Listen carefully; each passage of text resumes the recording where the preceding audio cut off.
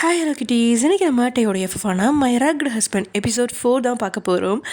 So இது வரைக்கும் நம்ம சேனல் நீங்கள் சப்ஸ்கிரைப் பண்ணலாம், சப்ஸ்கிரைப் பண்ணிக்கோங்க. அண்ட் கூடவே அந்த பெல் ஐக்கானையும் கிளிக் பண்ணிக்கோங்க. அண்ட் ஹெட்செட்ஸ் மஸ்ட் ஹெட்செட்ஸ் போட்டு பாருங்கள். அண்ட் ஃபஸ்ட்லேருந்து பாருங்கள், அப்போ தான் உங்களுக்கு அந்த ஸ்டோரி புரியும். ஓகே, வாங்க நம்ம வீடியோக்குள்ளே போகலாம். லாஸ்ட்டாக எதோ முடிச்சிருந்தோம் அப்படின்னா, உங்களுக்கு இங்கே கல்யாணம்லாம் தடுப்படலாம் நடந்துக்கிட்டு இருக்கு. நீங்களும் ஓகே சொல்லிட்டீங்க, ஆலமும் ஓகே சொல்லிட்டாங்க. இப்படின்னு நேரம் போயிட்டுருக்க, பொழுது சாயுது, நைட்டு 8 மணி ஆச்சு. இந்நேரத்தில் சென்னையில் இருக்கிற ஒரு முக்கியமான கிளப்பில் நம்ம டேயாங்கும் அவரோட மேனேஜரும் ஒரு சில ஒர்க்கர்ஸும் சேர்ந்து ஒரு பெரிய அரசியல்வாதியை சந்தித்து அவங்கக்கிட்ட ஒரு பிஸ்னஸ் டீலிங்கும் போட்டுடுறாங்க. அவரும் ஓகே அப்படின்னு சொல்லிடுறாரு. அப்படியே இந்த ஐடியா பிடிச்சிருந்ததுனால ஒரு 20 கோடி அட்வான்ஸையும் தூக்கி கொடுத்துட்றாரு. அதெல்லாம் வாங்கிட்டு நம்ம டேயும் அவங்க மேனேஜர் அண்ட் ஒர்க்கர்ஸ் எல்லாருமே கிளம்ப, சொல்லுங்கள் சார், சீக்கிரம் சொல்லுங்கள், அவர் போயிட போகிறாரு அப்படின்னு ஒருத்தன் அவசரப்படுத்த, அட இருங்கடா, எப்போ பார்த்தாலும் என் உயிரை ஊசலாட வைக்கிறதே வேலையாக போச்சு இவனுங்களுக்கு அப்படின்னு புலம்பிட்டு நம்ம மேனேஜர் ஜோசப் அப்படியே டேக்கிட்ட முன்னாடி வந்து சார் அப்படின்னு கூப்பிட்றான். அதை கேட்டு மின்னல் வேகத்தில் போயிட்டு இருந்த நம்மட்டே அப்படியே சடன் பிரேக் போட்டு நின்று திரும்பி வாட் அப்படின்னு கேட்குறான். அவரோட வார்த்தையிலேயே வயிற்றுல புளியை கரைச்சி ஊற்றுது நம்ம ஜோசப்க்கு. இருந்தாலும் அப்படியே சமாளிச்சுக்கிட்டு, சார், காலையில் நம்ம எதிர்பார்த்த ஒரு பெரிய கம்பெனி நம்ம கண்ட்ரோலுக்கு வந்துருச்சு. நாளைக்கு உங்களுக்கு கல்யாணத்துக்கு அப்புறம் ஒரு பெரிய லேண்டும் உங்கள் கண்ட்ரோலுக்கு வரப்போகுது. இப்போ அந்த அரசியல்வாதியும் புதிய டீலுக்கு ஓகே சொல்லிட்டாரு. அதனால் இந்த கிளப்பில் வச்சு எங்களுக்கு ட்ரீட்டு தந்தால் நல்லா இருக்குமே அப்படின்னு நான் சொல்லலை. இதோ என் பின்னாடி நிற்கிறாங்களே, அந்த 4 பேர் தான் சொல்கிறாங்க சார் அப்படின்னு அந்த 4 பேரையும் மாட்டி விட்டுட்டான் ஜோசப். இதை எதிர்பார்க்காத அந்த 4 பேரும் கடகடன் கைகாலம் நடுங்க அப்படியே டேவையே பார்த்துட்டு இருக்காங்க. அவர் நம்மளை திட்டுறக்குள்ள நம்ம அவர் காலில் விழுந்துடலாமா அப்படின்ற மாதிரிலாம் யோசிச்சுட்டு இருக்காங்க. 10 பைசாவுக்கு வேலை செய்யக்கூடாது, ஆனால் ஓசி குடிக்க மட்டும் நாக்க தொங்க போட்டு வாங்க. நான் உழைக்கிறேன், நான் சம்பாதிக்கிறேன், நான் ஜெயிக்கிறேன், உங்களுக்கு எதுக்கு ட்ரீட் தரணும் அப்படின்னு கோவத்தில் சத்தம் போட, அவரோட வார்த்தையை கேட்ட எல்லாருக்குமே ட்ரீட்டே வேண்டாம்ப்பா அப்படிங்கிற மாதிரி தோணினாலும் அதுலேருந்து ஒருத்த மட்டும் அவசரப்பட்டு, சார், நீங்கள் ஜெயிக்கிறதுக்கு ட்ரீட் தரலைனாலும் பரவாயில்ல, நாளைக்கு உங்களுக்கு கல்யாணம், அதுக்காகவாவது ட்ரீட் தரலாமே. அந்த பொண்ணோட உங்களுக்கு மேரேஜ் ஃபிக்ஸ் ஆன உடனே உங்களுக்கு எல்லாமே நல்லா தான் நடக்குது பார்த்தீங்களா அப்படின்னு அவசரப்பட்டு வாயை விட்ட அடுத்த நொடி அவன் கணத்தில் சப்புன்னு ஒரு அலை விழுகுது. அதோட அவன் சட்டக்காலரை அழுத்தி பிடிச்சு தான் முகத்துக்கு நேராக நிறுத்தி தன்னோட கோப பார்வையால் அவனை பார்த்துட்டே, இப்போ நீ என்ன சொன்ன? மேரேஜ் ஃபிக்ஸ் ஆனதுனால நல்லதாக நடக்குதா? அதோட அதுக்கெல்லாம் அந்த பொண்ணு காரணம்னு சொல்கிறியா? அப்படின்னா கிட்டத்தட்ட 10 வருஷமாக நாயாக கஷ்டப்பட்டு இந்த நிலைமைக்கு வந்த என்னோட திறமைய குப்பைன்னு சொல்கிற? நாளைக்கு என் கூட படுக்க போகிறவள் லக்கின்னு சொல்கிறியா அப்படின்னு அவர் வார்த்தையாலேயே கல்லை தூக்கி அவன் தலையில் போட்டு சாகடிக்கிற அளவுக்கு கேட்க, அவனும் நடுநடுங்கி போய் அப்படியே எல்லாரும் முன்னாடியும் நம்ம டேயாங்கோட காலிலே விழுந்துட்டான். சார், தெரியாமல் சொல்லிட்டேன், மன்னிச்சிருங்க, எனக்கு ட்ரீட் வேணாம் அப்படின்னு அவன் கெஞ்ச, அப்படியே அவன் கையை பிடிச்சி எழுப்பினவர், உனக்கு பெண் குழந்தை நேத்திக்கு பிறந்துச்சுல, அதுவும் ஆப்ரேஷனில் தான் பிறந்துச்சுன்னு கேள்விப்பட்டேன். உனக்கு குழந்தை பிறந்ததுக்கப்புறமும் ஆஃபீஸில் லீவ் எடுக்காமல் வேலை செஞ்ச பார்த்தியா, அதுக்காக வேணால் உனக்கு ட்ரீட் தரேன்.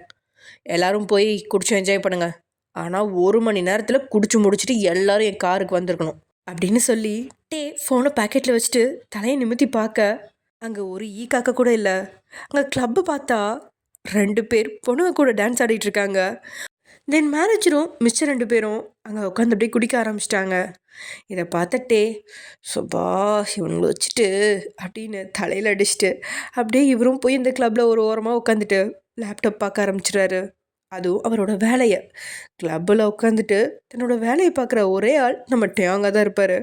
அதை பார்த்த அந்த ஒர்க்கர்ஸில் ஒருத்தன், சார், நம்ம பாஸ் என்ன ரகம், சம்மந்தம் இல்லாமல் கோவப்படுறாரு, பொண்ணுங்களை கேவலமாக பேசுகிறாரு, பசங்களை தூக்கி போட்டு மிதிக்கிறாரு, யாரையுமே சுத்தமாக மதிக்கவே மாட்டேங்கிறாரு, அதோட அவர் ஓகே சொல்வாருன்னு எதிர்பார்க்குற இடத்துல கோவப்படுவாருன்னு நினைக்கிற இடத்துல ஓகே சொல்கிறாரு, இவர் கேரக்டரே புரிஞ்சுக்க முடியலையே அப்படின்னு அவன் கேட்க, அதை கேட்டு சிரித்த மேனேஜரும், அது தாண்டா எனக்கும் தெரியல, கிட்டத்தட்ட 4 வருஷமாக அவர் கூட குப்பை கொட்டுறேன், எனக்கே அவரை பற்றி ஒன்றும் தெரியலை, நாளைக்கு அவரை கல்யாணம் பண்ணிக்க போகிற பொண்ணோட நிலைமை என்ன ஆகுமோ அப்படின்னு சொல்லி கையில் இருந்த ட்ரிங்க்ஸை அப்படியே ஒரே வாயில் உள்ள இறக்கிட்டாரு. சார், ராவா குடிக்காதீங்க, குடல்லாம் எரிஞ்சு சாம்பலாகிடும். ஆட போடா, நம்ம பாஸ் திட்டின திட்டில் என் குடல் மட்டும் இல்லை, கிட்னி சட்னி எல்லாம் பஞ்சராகி பல வருஷமாச்சு. அப்புறம் நீ கேட்ட பார்த்தியா, அந்த கேள்வி சரியான கேள்விதான். ஆனால் இந்த கேள்விக்கான பதில் அவரை படைச்ச கடவுளுக்கே தெரியுமான்னு தெரியல. நான் ஏன் சொல்கிறேன்னா, இன்றைக்கி ஒரு பொண்ணை எல்லார் முன்னாடியும் என் கூட படுக்க வேணாம்னு சொல்லி கூப்பிட்டார் இல்லையா? ஆனால் அந்த பொண்ணு ஒரு மாதிரி தப்பான பொண்ணாக இருந்திருந்தா எல்லார் முன்னாடியும் 10 முறை அப்படியே அவள் கன்னத்தில் அரைஞ்சு ஆம்புலன்ஸில் ஆஸ்பத்திரிக்கு அனுப்பி வச்சிருப்பாரு. அவள் நல்ல பொண்ணுங்கிறதுனால தான் அவளை அடிக்காமல் சும்மா கேவலப்படுத்தி மட்டும் அனுப்பி வச்சிருக்காரு.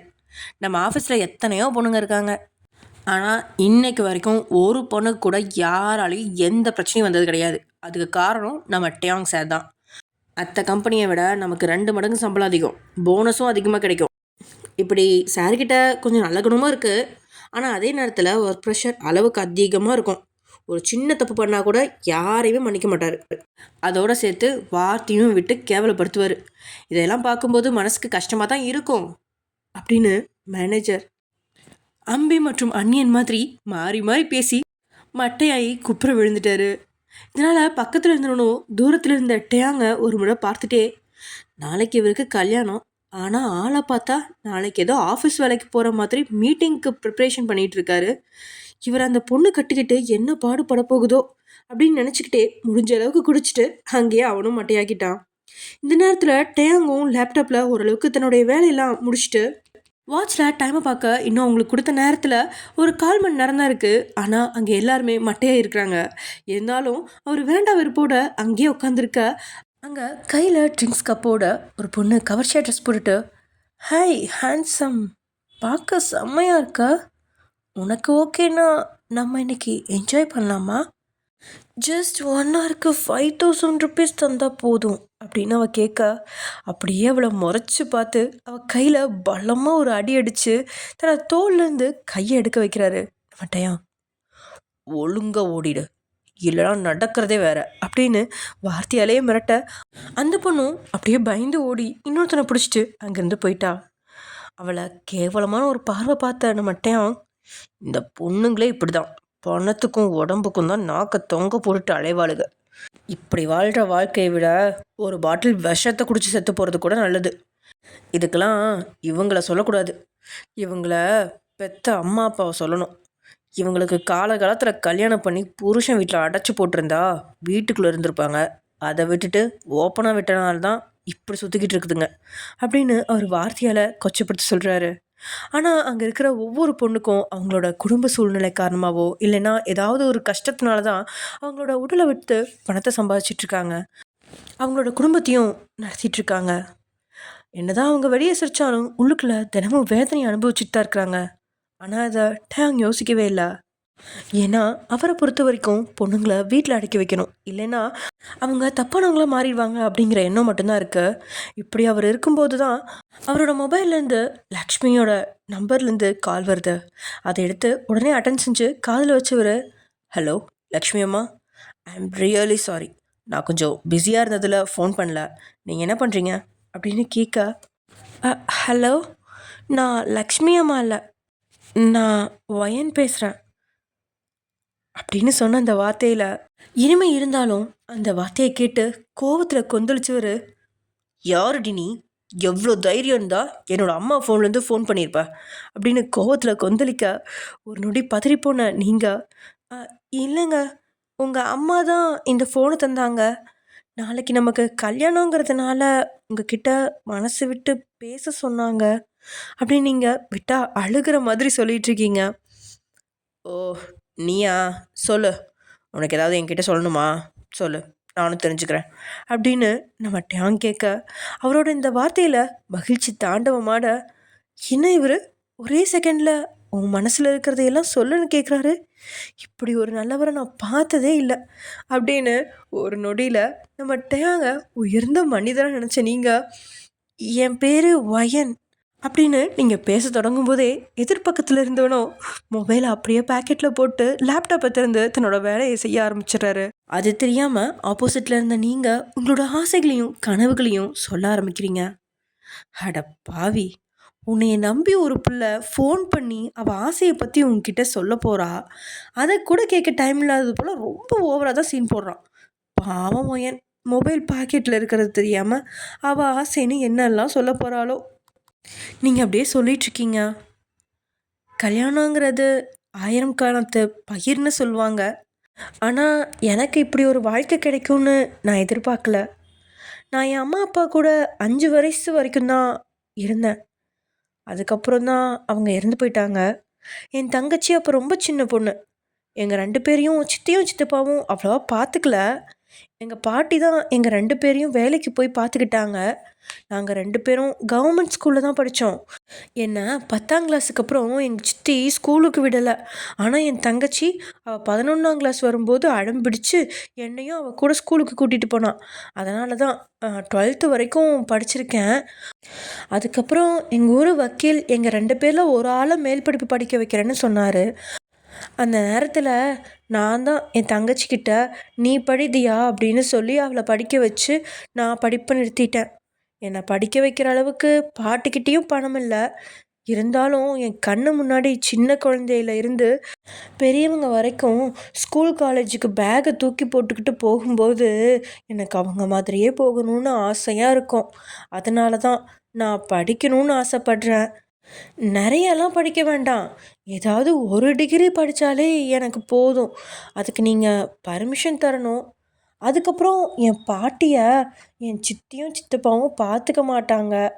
அதனால் அவங்களையும் நான் என் கூட வச்சுக்க ஆசைப்படுறேன். நீங்கள் என்னை ஏற்றுக்கிற மாதிரி என் பாட்டியும் ஏற்றுக்கணும். அப்புறம் என் தங்கச்சி அப்படின்னு நீங்கள் பேசிகிட்டு இருக்கும்போதே இங்கே டேயாங் லேப்டாப்பில் மெயில் அனுப்ப வேண்டிய டாக்குமெண்ட்டில் எல்லாத்தையும் அனுப்பிட்டு அங்கே இருக்கிற தண்ணி பாட்டிலை திறந்து பொறுமையாக தண்ணி குடிச்சிட்டு வாட்சில் நேரத்தை பார்க்க கிளப்பில் என்ஜாய் பண்ணிகிட்ருக்கிற 5 பேர்த்துக்கும் அவர் கொடுத்த அந்த 1 மணி நேரம் இன்னும் 2 நிமிஷம் தான் இருக்குது. ஸோ அதனால் மேனேஜருக்கு ஒரு வார்னிங் மெசேஜ் அனுப்புகிறாரு. மெசேஜ் வந்ததும் மொபைல் வைப்ரேஷன் அடிக்க மேனேஜர் அந்த போதையிலையும் மொபைல் எடுத்து என் பொண்டாட்டிக்கு இதே வேலையாக போச்சு அப்படின்னு புலம்பிட்டே மொபைலை பார்த்தவர் திணறி போய் அப்படியே இழந்து தூரத்தில் இருக்கிற டேயாங்க பார்க்க அவர் பார்வையோ அப்படி கொத்தி திங்கிற கழுக போல இருக்கு. உடனே அடேய் லூசு பயலுகளா எழும்புங்க, இல்லைன்னா நம்ம பாஸு நமக்கு சமாதி கட்டிடுவார் அப்படின்னு சொன்னது தான் உண்டு. பாஸ்ன்ற பேரை கேட்டதுனே எல்லாருமே அடிச்சு பிடிச்சி எழுந்து அடுத்த செகண்ட் நம்ம டேயோட காரை நோக்கி கிளம்புறாங்க.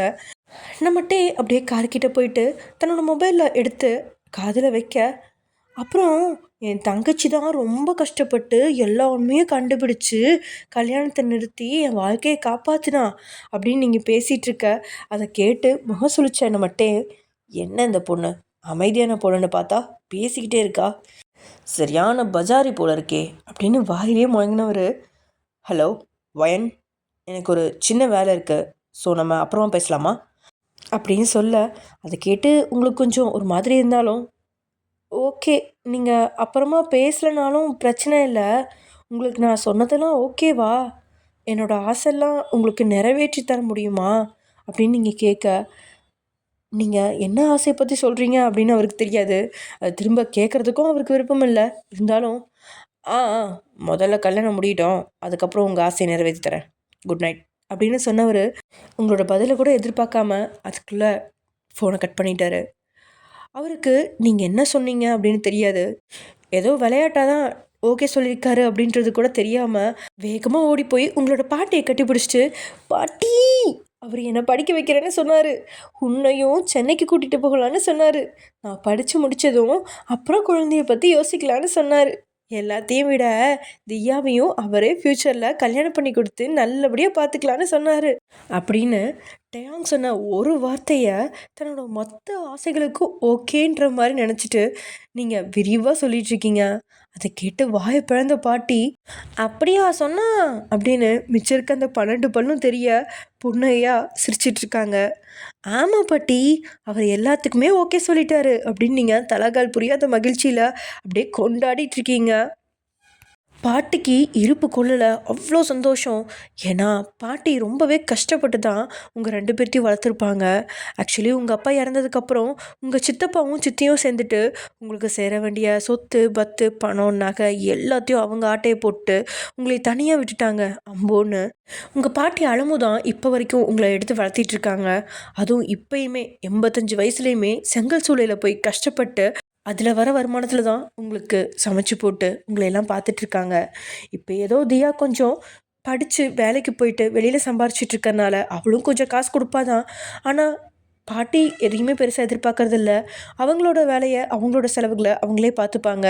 அண்ட் உங்களையும் நல்லா பார்த்துக்கிட்டு இருக்காங்க. உங்கள் சித்தி உங்களோட படிப்பு கெடுத்தது மட்டும் இல்லாமல் அவங்களுக்கு ஒரு வேலைக்காரியாகவே வச்சுக்கிட்டாங்க. அந்த வீட்டில் பாத்திரம் தேய்க்கிறதுலேருந்து, துணி துவைக்கிறதுலேருந்து, வீட்டை க்ளீன் பண்ணுறதுலேருந்து எல்லாமே நீங்கள் தான் பார்த்துட்ருக்கீங்க. உங்களுக்கு அந்த பெரிய வீட்டுக்கு பின்னாடி ஒரு சின்ன ஒரு ஓட்டு வீடு இருக்குது. அதில் தான் இப்போ நீங்கள் இருக்கீங்க. பாட்டியும் செங்கல் சூளையில் போய் செங்கல்லாம் சமைக்க முடியாது இந்த வயசில். ஜஸ்ட் அங்கே போயிட்டு சமையல் வேலை பார்த்து அவங்க எல்லாத்துக்கும் சமைச்சு போடுவாங்க. அதில் வர வருமானத்தில் தான் பார்த்துட்ருக்காங்க இப்போதைக்கு. ஆனால் வந்த சந்தோஷம்லாம் அப்படியே கரைஞ்சி போச்சு. நீங்கள் அப்படியே பாட்டியை பார்த்து, என்னாச்சு பாட்டி அப்படின்னு கேட்க, உனக்கு கல்யாணம் ஆகிறதுல பற்றி பயமெல்லாம் இல்லடி. உன் கூட பிறந்த பொறப்புன்னு ஒருத்தர் இருக்காளே, அவளுக்கு இந்த விஷயம் தெரிஞ்சா நம்ம 2 பேரையும் திட்டியே சாகடிப்பா. அவள் ஒருத்தியை எப்படி சமாளிக்கிறதுன்னு தெரியாம தான் முழிச்சுக்கிட்டு இருக்கேன் அப்படின்னு பாட்டி பயப்பட, அதே பயம் உங்களுக்கும் இருக்குது. அதனால் 2 பேருமே சேர்ந்து தியாவுக்கு கால் பண்ணி பேச ஆரம்பிக்கிறீங்க. தியா எடுத்தோடனே, அக்கா எனக்கு டைம் இல்லை, நான் அப்புறமா பேசுகிறேன் அப்படின்னு சொல்லிட்டு வைக்க போக, ஒரு நிமிஷம் இரு, ஒரு முக்கியமான விஷயம் பேசணும். எனக்கு பொண்ணு பார்க்க வந்தாங்க, அவங்களுக்கு என்னை பிடிச்சு போச்சு, எனக்கு கல்யாணம் ஃபிக்ஸ் ஆயிடுச்சு அப்படின்னு சொல்ல, இங்கே தியாவுக்கு செம்ம ஷாக்கு. என்னது, உனக்கு கல்யாணம் ஃபிக்ஸ் ஆகிட்டு போச்சா? அந்த கிழவிக்கிட்ட நான் வீட்டில் யாரையும் சேர்த்தக்கூடாதுன்னு சொன்னால் அந்த கிழவி நான் இல்லாத நேரமாக பார்த்து உனக்கு கல்யாணம் முடிக்க பார்க்குறாளா? முதல்ல வீட்டுக்கு வந்த உடனே அந்த கிழவி தலையில் கல்லை போட்டு கொல்லலை. என் பேர் தியா இல்லை, முதல்ல ஃபோன் அந்த கிழவிக்கிட்ட கொடு, இன்னைக்கு அவ்வளோ நானும் பார்க்குறேன் அப்படின்னு தியா கத்துற சத்தம் மொபைலை தாண்டி அவங்க 2 பேரையும் பயப்படுற அளவுக்கு செய்த. ஆனால் தியாவோட சத்தத்தை கேட்டு பாட்டி ஆரம்பத்திலேயே கையசைச்சு அவர் இங்கே இல்லை அப்படிங்கிற மாதிரி சொல்கிறாரு. அதை நீங்களும் தியா கிட்ட சொல்ல, என்னது கிழவி அங்கே இல்லையா? என்கிட்ட பொய் சொல்கிற வேலை வச்சுக்காத. எனக்கு தெரிஞ்சு உன் பக்கத்தில் தான் அந்த கிழவி நிற்கிது. அந்த கிழவிக்கிட்ட ஒரு விஷயத்த மட்டும் நல்லா சொல்லி வச்சுக்கோ. ஏற்கனவே உன் சித்தப்பா உன்னை கல்யாணம் பண்ணி தொடத்தணும்னு சொல்லி ஒரு குடிகாரனுக்கு கல்யாணம் பண்ணி கொடுக்க பார்த்தான். இப்போ அடுத்ததாக எவனுக்கு கல்யாணம் பண்ணி கொடுக்க பார்க்குறான்னு தெரியல. ஒழுங்கா நாளைக்கு காலையில் அந்த கிழவியை அனுப்பி உன்னை பொண்ணு கேட்டு வந்தவங்க வீட்டுக்கு போய் பொண்ணு தர முடியாதுன்னு சொல்லு. அதை விட்டுட்டு நிச்சயம் பண்ணலான்னு ஏதாவது பிளான் பண்ணியிருந்தீங்களா? அந்த கிழவியை முதல்ல போட்டு தள்ளிட்டு கிழவி சுற்றி போயிட்டான்னு சொல்லி கல்யாணத்தை நிறுத்திடுவேன் பார்த்துக்க அப்படின்னு தியா சொல்ல, நீங்கள் உடனே அது இல்லதே அப்படின்னு ஏதோ சொல்ல போக, அதுக்குள்ளே அலமு உங்கள் கையை பிடிச்சி, இல்லை இதுக்கு மேலே அவகிட்ட எதுவும் சொல்ல வேண்டாம், அவள் இங்கே வந்ததுக்கப்புறம் சொல்லிக்கலாம் அப்படின்ற மாதிரி சொல்லிடுறாங்க உயிர் பயத்தில். அதனால் நீங்களும் உங்கள் தங்கச்சிக்கிட்ட எதுவும் சொல்லாமல் விட்டுறீங்க. ஆஹா, பாட்டி சொல்கிறத பார்த்தா தியா ரொம்ப டெரரான ஆள் போல இருக்கே.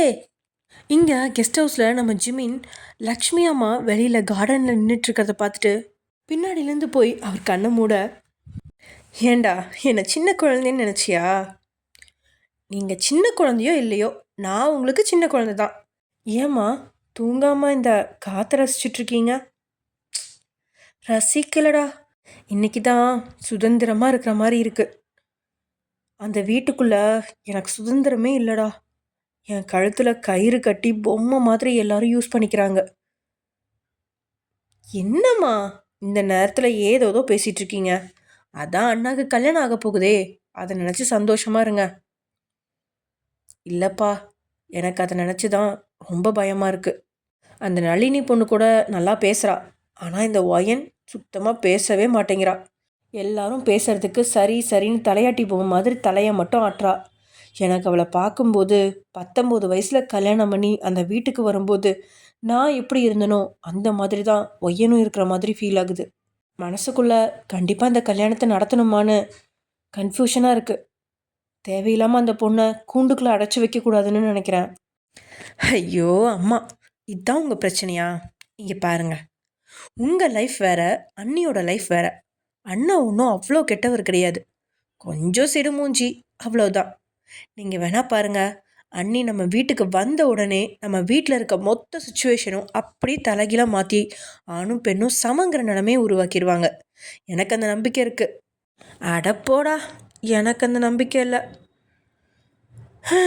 அவள் ஒரு அப்பாவின்னு எனக்கு நல்லாவே தெரியுது. அம்மா ப்ளீஸ் இப்படி பேசாதீங்க. உங்கள் கல்யாணம் நடக்கிற சுச்சுவேஷன் வேறு, இப்போ அண்ணாவோட கல்யாணம் நடக்கிற சுச்சுவேஷன் வேறு. அண்ணாவா விருப்பப்பட்டு தான் இந்த கல்யாணத்தை பண்ணிக்கிறேன்னு சொல்லியிருக்காரு. ஸோ அண்ணா அண்ணியை மகாராணி மாதிரி பார்த்துக்குவார். வேலைக்காரி மாதிரி ஒன்றும் நடத்த மாட்டார். அதனால் எல்லாத்தையும் ஃப்ரீயாக விடுங்க. இப்போ முதல்ல என் கூட வாங்க. நான் இன்றைக்கி உங்கள் மடியில் தலை வச்சு தான் படுக்க போகிறேன் அப்படின்னு சொன்ன ஜிமின் லக்ஷ்மியை கூட்டிகிட்டு போய் அவங்க மடியில் படுத்துக்க கொஞ்ச நேரத்தில் லக்ஷ்மி தூங்கிட்டாங்க. அப்படியே அவங்க தூங்கினதுக்கப்புறம் அவங்கள படுக்க வச்சுட்டு எழுந்த ஜிமின் வெளியில் வந்து நம்ம டேயாங்க்கு கால் பண்ணுறாரு. சொல்லுடா, என்ன விஷயம்? ஃபோன் பண்ணியிருக்க? வழக்கமாக நீ எனக்கு ஃபோன் பண்ணுறவன் கிடையாதே, இப்போ எந்த நாட்டில் சுற்றிட்டு இருக்க அப்படின்னு டே கேட்க, அண்ணா நான் இப்போ ஊர் சுற்ற போகல, இப்போ உன் கல்யாணத்துக்காக நம்ம அண்ணி ஊரில் தான் இருக்கேன்.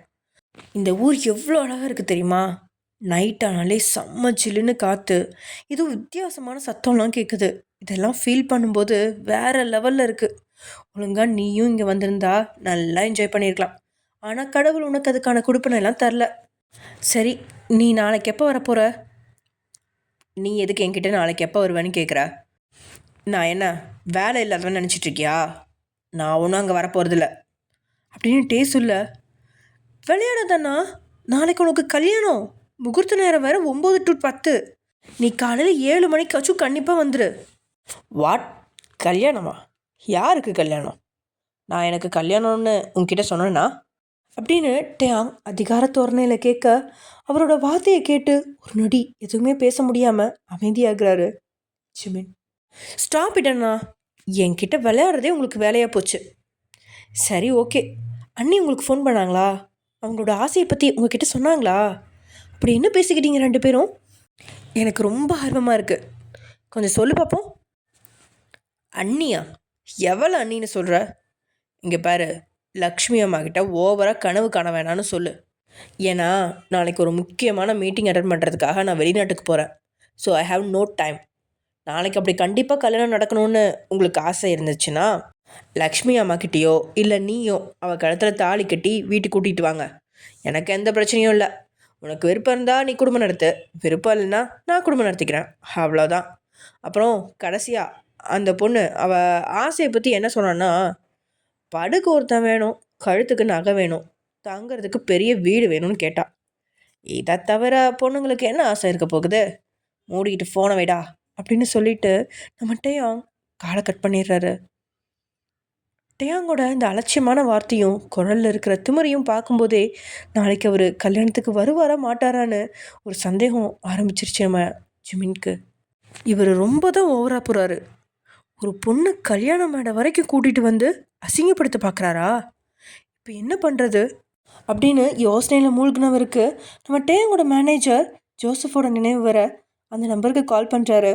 அவனும் குடித்த போதையில் அப்படியே கால் எடுத்து அட்டன் பண்ணி நம்ம டேயாங் தான் பேசுகிறாருன்னு நினச்சி அப்படியே எல்லாத்தையும் ஒப்பிச்சு வச்சிடுறாரு. ஸோ ஜிமின்க்கு அந்த கல்யாணத்துக்கான காரணமும் தெரிஞ்சிருச்சு. அதை கேட்டு முகம் சுழிச்சவன், அடச்ச, சொத்துக்காகவா அண்ணா இப்படி பண்ணுறாரு? அவர்கிட்ட எவ்வளோ கோடி ரூபாய் பணம் இருக்குது, ஏன் இந்த மாதிரி அல்பமாக நடந்துக்கிறாரு? ஏற்கனவே கல்யாணன்ற பேரில் ஒரு பொண்ணை ஏமாத்தினாரு, ஆனால் இன்னொரு பொண்ணை ஏமாற்ற நான் விட மாட்டேன். ஏற்கனவே அண்ணா சம்பாதிச்ச பாவம் எல்லாம் போதும். இதுக்கு மேலே அண்ணாவோட வாழ்க்கையில் வையன் தான் அண்ணியாக இருக்கணும். அதுக்கு ஏதாவது பண்ணணுமே அப்படின்னு யோசனையோடையே ஒரு சிலருக்கு ஃபோன் பண்ணி ஏதோ பேசி முடிச்சவர் அப்படியே பால்கனியில் இருந்த ஊஞ்சலில் படுத்து தூங்கிட்டாரு. இப்படியே இன்றைக்கி நாள் முடிஞ்சிருச்சு. அடுத்த நாள் காலையில் அலார சத்தம் இல்லாமல் கோழிக்கு ஒரு சத்தத்தில் ஜிமின் எழுந்திருக்கிறாரு. இங்கே நம்ம லக்ஷ்மி அம்மா அதை எடுங்க இதை எடுங்கன்னு அப்படியே தன் மகனுக்கு கல்யாணமாக போகிற பூரிப்பில் பயங்கரமாக பம்பரமாக வேலை செஞ்சிட்ருக்காங்க. அதை பார்த்து ஜிமின்க்கு கஷ்டமாக இருக்கு. இன்றைக்கி கல்யாணம் நடக்காதுன்னு அவங்க அம்மாட்ட எப்படி சொல்கிறதுன்னு தெரியல. அப்படியே அவங்க அம்மாவை கூப்பிட்டு சைடில் கொண்டு வந்து, அம்மா மண்டபத்தில் தானே கல்யாணம், எதுக்கு இங்கெல்லாம் ரெடி பண்ணிகிட்ருக்கீங்க?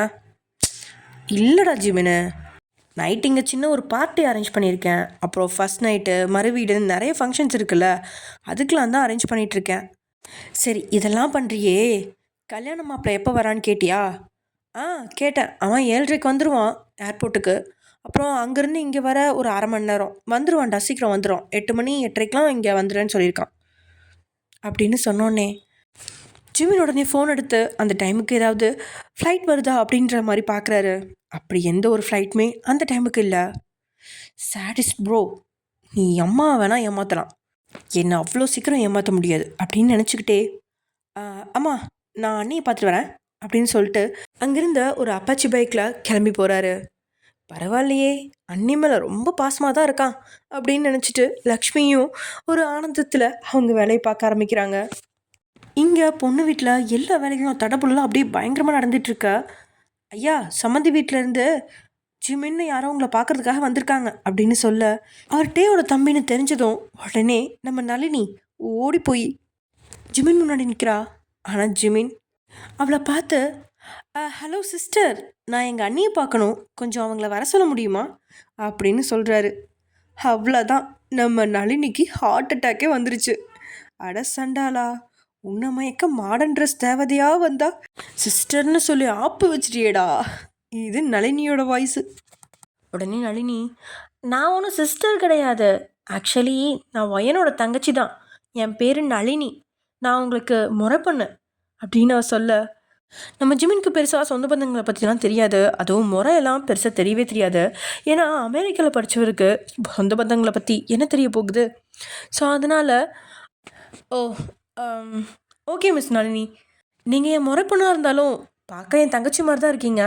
So you call me bro, I call you sister, okay அப்படின்னு அவர் மறுபடியும் சொல்ல, அத்தாடி விட மாட்டோம் போல இருக்கே, இவனை கரெக்ட் பண்ணலான்னு பார்த்தா இவன் என் தங்கச்சின்னு சொல்லி முத்திரை குத்தி கையில் ராக்கி கட்டாமல் விட மாட்டான் போலையே அப்படின்னு நினச்சிக்கிட்டே, இல்லை இல்லை, நான் அப்படிலாம் கூப்பிட மாட்டேன், நீங்களும் அப்படி கூப்பிட வேணாம், நீங்கள் என்னைய நளினிங்க கூப்பிடுங்க அப்படின்னு சொல்ல, ஓகே அப்படின்னு சொல்லிட்டு நம்ம ஜிமின் ஒரு ஸ்மைலை கொடுக்க, அந்த ஸ்மைல்லே அப்படியே சொக்கி போய் பிரமிச்சு நின்னவ, ஏன் ஷியோர், வெயிட் பண்ணுங்க, நான் கூட்டிகிட்டு வரேன் அப்படின்னு சொல்லிட்டு உங்களுக்கு கூப்பிட உள்ள வந்துட்டா.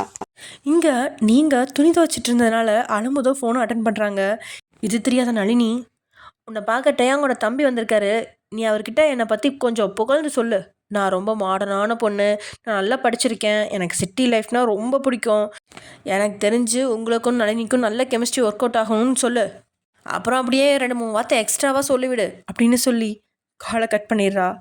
ஆனால் அதெல்லாம் கேட்ட பாட்டி வில்லத்தனமாக தலைக்கு மேலே கொம்பு வர, அடியே சோம்பேறி, ஆத்தாலும் மகளும் சேர்ந்து ஆடின ஆட்டம் போதாதுன்னு என் பேத்தியோட வருங்கால வீட்டில் மருமகளாக வரலான்னு பார்க்குறியா, நான் இருக்கிற வரைக்கும் நடக்காதுடி அப்படின்னு எண்ணிக்கிட்டு உங்ககிட்ட அதை பற்றி சொல்லவே இல்லை, ஆனால் ஜிமின் வந்ததை மட்டும் சொல்லி அனுப்புகிறாங்க. அதனால் நீங்களும் அப்படியே ஜிமின் இருந்த இடத்துக்கு பாவாடை தாவணி, அதுக்கு மேலே ஒரு துப்பட்டாவை போட்டுக்கிட்டு மொத்த முடியையும் கொண்ட போட்டபடி புன்னகை முகமாக போய் ஜிமின் முன்னாடி நிற்கிறீங்க. உங்களை பார்த்த ஜிமின் அப்படியே ஷாக்காகி நிற்கிறாரு. ஏன்னா கல்யாணம் அப்படின்னா பொண்ணுங்க காலையிலே எழும்பி தயாராகி பியூட்டிஷியன்களை அழைச்சி மேக்கப்லாம் போட்டு அழகாக இருப்பாங்க. ஆனால் உங்களை பார்க்க அப்படி எதுவும் இல்லை, ஏதோ வீட்டு வேலை செஞ்சு களைச்சி போன மாதிரி நின்றுட்டுருக்கீங்க. ஹாய் அண்ணி, நான் உங்களை பார்க்க தான் வந்தேன் அப்படின்னு ஜிமின் சொல்ல, அப்படியா, ரொம்ப சந்தோஷம், உங்கள் அண்ணா கெஸ்ட் ஹவுஸ்க்கு வந்துட்டாரா அப்படின்னு நீங்கள் கண்களில் ஏக்கமாக கேட்க, உங்களோட ஏக பார்வையே உங்களோட பரிதவிப்பை சொல்லாமல் சொல்ல, ஜிமினுக்கோ இந்த நேரத்தில் உண்மையை சொன்னால் சரிப்பட்டு வராதுன்னு தோணுது. அவர் வந்துடுவார் அண்ணி, ஆல்மோஸ்ட் ஏர்போர்ட்டில் ரீச் பண்ணிட்டாரு. ஆக்சுவலி நீங்கள் அண்ணா கிட்ட உங்கள் ட்ரீம் பற்றி சொல்லிட்டீங்களா, அவர் அதுக்கு என்ன பதில் சொன்னார்? அவர் எல்லாத்துக்கும் ஓகே சொல்லிட்டாரு அப்படின்னு டே கூட பேசின எல்லாத்தையுமே சொல்கிறீங்க. ஆனால் நீங்கள் சொல்கிறதுல குழம்பி போன நம்ம ஜிமின், என்ன சொல்கிறீங்க அண்ணி, நீங்கள் படிக்கிறேன்னு பாட்டி கூட்டிகிட்டு வரேன்னு கொஞ்சம் வருஷத்துக்கு அப்புறம் குழந்தை பெற்றுக்கிறேன் தங்கச்சியை கல்யாணம் பண்ணி வைக்கணும்னு சொன்னது எல்லாத்துக்கும் எங்கள் அண்ணா ஓகே சொல்லிட்டாரா அப்படின்னு அழுத்தமாக கேட்குறாரு ஜிமின். ஆமாங்க, எல்லாத்துக்கும் அவர் ஓகே சொல்லிட்டாரு அப்படின்னு 32 பல்லையும் வெகுலியான புன்னகையும் கூட அப்படியே சொல்கிறீங்க. நீங்கள் பொய் சொல்ல அப்படிங்கிறது அவருக்கு தெரியுது, ஆனால் ஏதோ குளறுபடி நடந்திருக்குது அப்படிங்கிறதையும் புரிஞ்சிக்க முடியுது அவரால். உங்ககிட்ட பேசினது வரைக்கும் நீங்கள் ஒரு அப்பாவி அப்படிங்கிறதையும் புரிஞ்சுக்கிறாரு. அப்போ உங்கள் பாட்டி வர திடீர்னு ஓடி போய் இந்த பாட்டியை கட்டி பிடிச்சி அப்படியே அழைக்கா தூக்கி ஹாய் பாட்டி அப்படின்னு ஜிமின் அப்படியே தூக்கி 2 முறை சுற்றுறாரு. 2 முறை சுற்றுனதுக்கே பாட்டிக்கு வாந்தி வர மாதிரி ஆயிடுச்சு. அடே பேராண்டி, என்னை இறக்கி விடுறா, வயசான கிளவியை தூக்கி போட்டு கொலை பண்ண பார்க்காத, நான் என் கொள்ளு பேரனையும் பேத்தியும் பார்த்துட்டு தான் சாகணுங்கிற ஆசையில் இருக்கேன் அப்படின்னு பாட்டி சத்தம் போட, பாட்டி அன்னி கல்யாணத்துக்கு அப்புறம் படிக்கணும்னு ஆசைப்பட்றாங்க, அதனால 3 வருஷத்துக்கு கொள்ளு பேரனோ கொள்ளு பேத்தியோ கிடைக்காது, உனக்கு அப்படி ரொம்ப எமர்ஜென்சினா உனக்கு இன்னொரு பேத்தி இருக்கதா கேள்விப்பட்டேன். அவளை வேணா எனக்கு கல்யாணம் பண்ணித்தாங்க. நான் ஃபஸ்ட்டு குழந்தைய ரிலீஸ் பண்ணி தரேன். என்ன டீல் ஓகேவா அப்படின்னு கேட்டபடியே ஜிமின் பாட்டியை கீழே இறக்கி விட, அட போடா, என் மூத்த பேத்தி மாதிரி ரெண்டாவது பேத்தி கிடையாது. அவள் இப்பயே அவள் கல்யாணத்தை பற்றி 1000 ஆசை வச்சிருப்பா. அதெல்லாம் உனக்கு செட் ஆகாது. அதோட அவள் கொஞ்சம் வாயாடி, எதுக்கெடுத்தாலும் கோவப்படுவா.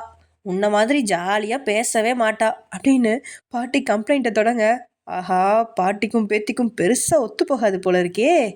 எனிவேஸ், நான் அன்னிக்கிட்ட ஒரு விஷயம் பேச வந்தேன்.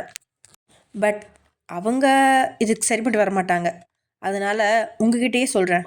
அதனால் கொஞ்சம் என் கூட ஒரு ரைடு வர முடியுமா யங் லேடி அப்படின்னு ஜிமின் கண்ணடிச்சு கூப்பிட, அதை பார்த்து திகைச்சு போன பாட்டி, எது இந்த வண்டியிலையா வரணும்? பின்னாடி சீட்டு 50 அடி உயரத்தில் இருக்குது. இதில் ஏறணுன்னாலே பக்கத்து வீட்டில் இருந்து ஏணி வாங்கி போட்டு தான் ஏறணும் போல இருக்குது. நான் வரல, நான் சாகிறதுக்கு தயாராக இல்லை அப்படின்னு பாட்டி பேசிகிட்டு இருக்கும்போதே அவங்கள அலேக்கா தூக்கி வண்டியில் உட்கார வச்சுட்டு, பாய் அண்ணி, உங்கள் பாட்டியை 10 நிமிஷத்துக்கு கடன் வாங்கிட்டு போகிறேன், கொஞ்ச நேரத்தில் திரும்பி கொண்டு வந்துக்கிட்டுறேன் அப்படின்னு சொல்லிட்டு பாட்டியை பைக்கில் உட்கார வச்சு அப்படியே கூட்டிகிட்டு போகிறாரு. நீங்களும் அதை வியப்பாக பார்த்துட்ருக்கீங்க. தம்பியே இவ்வளோ ஜாலியாக இருக்காருன்னா அண்ணாவும் இவரை மாதிரியே தானே இருப்பார். எப்போ தான் அவரை பார்க்க போகிறனோ அப்படிங்கிற மாதிரி அப்படியே இப்போயே வைக்கப்பட்டு அப்படியே ஒரு யோசனையில் நின்றுட்டுருக்கீங்க. இதெல்லாம் அப்படியே குளிச்சு முடிச்சு தயாராகி புது சேலையெல்லாம் கட்டிக்கிட்டு ரெடி ஆகிறீங்க. அப்படியே பாட்டியும் வீட்டுக்கு வந்துடுறாங்க. வெளியே போகும்போது பாட்டியோட முகத்தில் இந்த சந்தோஷம் இப்போ பாட்டியோட முகத்தில் இல்லை. பாட்டி, என்ன ஆச்சு? ஏன் சோகமாக இருக்கீங்க அப்படின்னு நீங்கள் கேட்க, இல்லைம்மா, ஒன்றும் இல்லை. அந்த பையன் பைக்கை ஓட்டின ஸ்பீடில் ஒரே கேராயிருச்சு. சுகர் பேஷண்ட்டா, சாப்பிடாதனால கை கால்லாம் ஒரு மாதிரி இருக்குது. நான் போய் சாப்பிட்டுட்டு சீக்கிரமாக ரெடி ஆகிறேன் அப்படின்னு சொல்லிட்டு அங்கேருந்து போனாலும் பாட்டியோட கண்கள் எல்லாமே உங்களையே பரிதாபமாக பார்த்துட்ருக்கு. அப்படியே அடுத்த அரை மணி நேரத்தில் வீட்டில் எல்லாருமே தயாராகி பக்கத்தில் இருக்க பெரிய மண்டபத்துக்கு போகிறாங்க. அப்படியே பையன் வீட்டினர்களும் வந்துட்டாங்க. அங்கே சடங்குலாம் எல்லாம் நடந்துட்டுருக்கு. நீங்கள் மணமேடையில் உட்காந்துருக்கீங்க. ஆனால் இன்னும் மாப்பிள்ளை வரல. லக்ஷ்மி பதட்டத்தோடையே, கண்ணம்மா, நம்ம டேக்கு கால் பண்ணி எப்போ வரான்னு கேளு, இன்னும் 1/4 மணி நேரம் தான் இருக்குது அப்படின்னு சொல்ல, கண்ணம்மா ஃபோன் பண்ணி கேட்டுட்டு, அம்மா, டே தம்பி அதான் இன்னும் 1/4 மணி நேரம் இருக்குல்ல, வந்த ரவையின்னு வச்சுட்டாங்கம்மா அப்படின்னு சொல்ல, இங்கே லக்ஷ்மிக்கு பதட்டம் அதிகமாகுது. என்ன பண்ணுறதுன்னு தெரில. அங்கே ஐயர் வேற பையனை வர சொல்லி காட்டுக்கத்தெல்லாம் கத்திகிட்ருக்க. நம்ம லக்ஷ்மி அம்மா என்ன பண்ணுறதுன்னு தெரியாமல் அப்படியே கை கால் நடுக்கத்தோடு நின்றுட்டுருக்காங்க. அப்போ கரெக்டாக வெளியில் ஒரு பென்ஸ் கார் சர்ன்னு வந்து மண்டப வாசலில் நிற்கிது. உடனே நம்ம லக்ஷ்மி அம்மா டேம் வந்துட்டாருன்னு சொல்லி அவரை வரவேற்கிறதுக்காக எல்லாத்தையும் கூட்டிகிட்டு வெளியில் போகிறாங்க. அங்கே போய் பார்த்தா அந்த காருக்குள்ளேருந்து ஒரு பொண்ணு அழகாக ஒரு கோட் சூட்டோட முடியை ஃபுல்லாக இழுத்து பின்னாடி கொண்டு போட்டு நின்றுட்டுருக்கு. அதை பார்த்த லக்ஷ்மிக்கு ஒன்றுமே புரியல. டேயாங் வருவான்னு பார்த்தா இவ எதுக்கு வரா அப்படின்னு நினச்சி ஷாக்காகி நின்றுட்டுருக்காங்க. அந்த பொண்ணு பேர் மயூரி, நம்ம டேயாங்கோட பாடி கார்டு. அது மட்டும் இல்லாமல் டேயாங்க்கு ஒரு சொந்தமும் கூட, அதாவது அத்தை பொண்ணு அந்த மாதிரி வரும். ஸோ மயூரியை பார்த்து ஒரு நொடி ஏமாற்றமானாலும் மயூரி லக்ஷ்மி பக்கத்தில் வந்து, ஹலோ ஆண்டி, என்னை டேயாங் சார் தான் அனுப்பி வச்சார். மேரேஜ்க்கு முன்னாடி இந்த டாக்குமெண்ட்டில் வயன்கிட்டேருந்து சைன் வாங்கிட்டு வர சொன்னார். ஸோ பொண்ணோட ரூம் எங்கே இருக்குன்னு சொல்லுங்கள், நான் அவங்கக்கிட்ட இந்த டாக்குமெண்ட்டில் சைன் வாங்க வேண்டியிருக்கு அப்படின்னு மயூரி சொல்ல, மயூரி, அஜய் வரலையாம்மா அப்படின்னு லக்ஷ்மி ஏமாற்றத்தோடு கேட்குறாங்க. நோ ஆண்டி, அவர் பக்கத்தில் தான் இருக்கார். இதில் சைன் வாங்கிட்டு அவருக்கு ஃபோன் பண்ணால் அவர் உடனே வந்துடுவார் அப்படின்னு மயூரி தெளிவாக சொல்ல, லக்ஷ்மியும் மனக்கலக்கத்தில் திகச்சு நிற்கிறாங்க. பக்கத்தில் இருந்த உங்கள் சித்தி, அம்மாடி, அந்த டாக்குமெண்ட்டில் அப்படி என்ன இருக்குது அப்படின்னு கேட்க, கொஞ்சம் ஷாக்கான மயூரியும் அப்படியே சமாளிச்சுட்டு, ஆக்சுவலி ஆண்டி, இது மேரேஜ் சர்டிஃபிகேட் தான். இதில் முதல்ல சைன் பண்ண உடனே நம்ம டேயாங் சார் வந்து தாலி கட்டி பொண்ணை கூட்டிகிட்டு போயிடுவார்.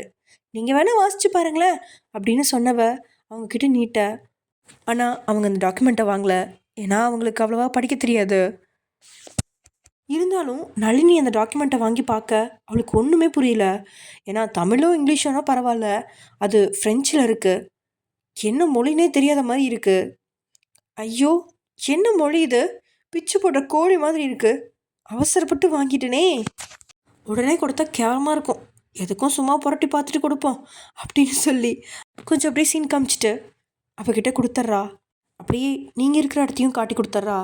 இங்கே வந்து உங்ககிட்ட சைன் கேட்டோடனே நீங்களும் அந்த சைன் என்னன்னே தெரியாமல் போட்டு கொடுத்துட்றீங்க. ஓகே ஃப்ரெண்ட்ஸ், இதோட இந்த எபிசோட முடிச்சுக்கலாம். என்ன நடக்க போகுதுன்னு தெரில. உங்களுக்கு மேரேஜ் நடக்க போகுதா? அந்த டாக்குமெண்ட்டில் அப்படி என்ன இருந்திருக்கும்? கண்டிப்பாக அந்த சொத்து பத்திரத்தை தான் சைன் வாங்கியிருப்பாருன்னு நினைக்கிறேன்.